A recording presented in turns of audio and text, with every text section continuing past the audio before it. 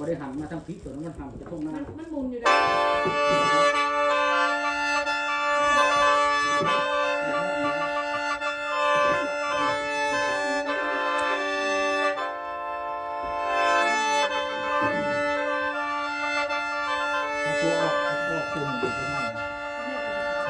แค่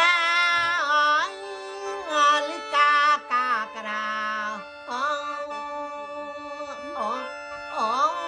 ยเมตา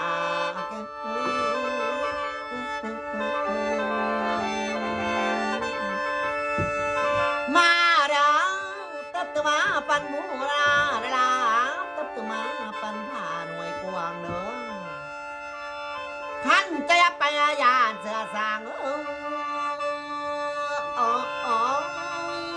ทาง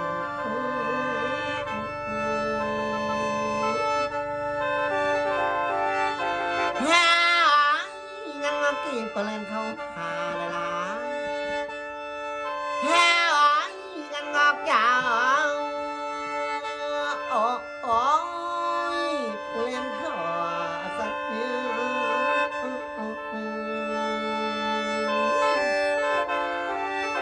มาเด้อมามึงนี่มาปวดเจ็บเพิ่นข้าได้มาปวดไข้เพิ่นก็ดีนะเพ่งเลยแค่มาอ่อนเร็วแล้วมีเจ้ายาได้ล่ะแล้วว่ามาเจ้ายาซื้อเรื่องบอกเฮ้โอ้ยอยากหาสักหา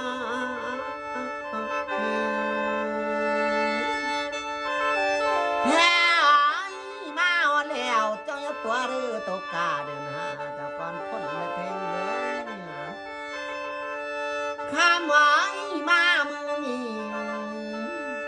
พันว่าย้อนมันสั้นขี้ให้มันเพียงล้มสิไว้โนหาคอยมาตองยาสู้ติง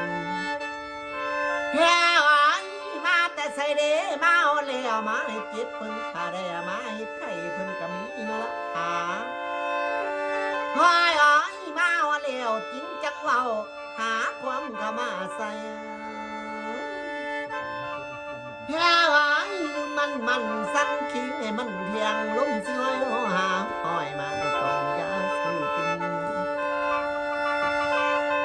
แฮ่มามือนี้เนาะละข่าวมาตาให้ทงหน้าบ่ล่ะว่าหน้าตรงกวงมาเฮ็ดเจ็บเพิ่นขาได้มาเฮ็ดไข่เพิ่นก็มีมาละขาแฮ่ยืนมันสั้นคิงเบิ่งจากวาง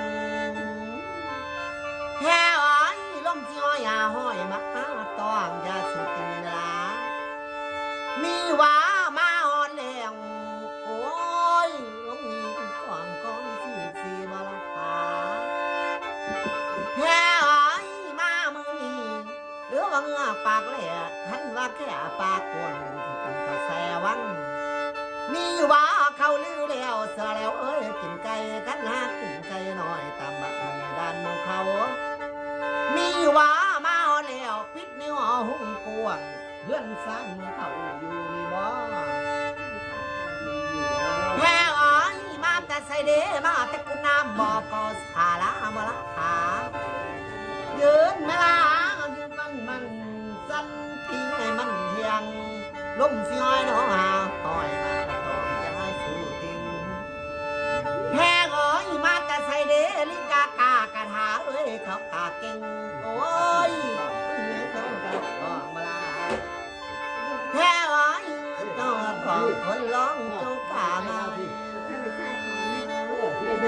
อ๋อ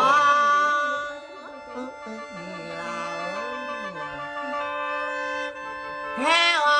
มามือนี้เรื่องบ่มีเจ้าสังหาบ่ล่ะ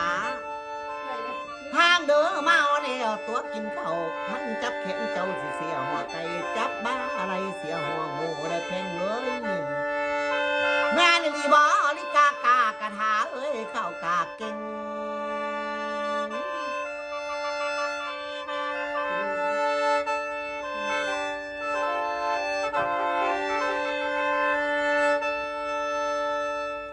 จังไดยังได้ยังก็บอกเล่นไปแล้วไปเถอะ บ่ได้ดับได้หยังจักเม็ดเลย เห็นอะไรเห็นอะไรเห็นน้ำปลา เจ้าเข้าใจแล้วป่ะ ป้า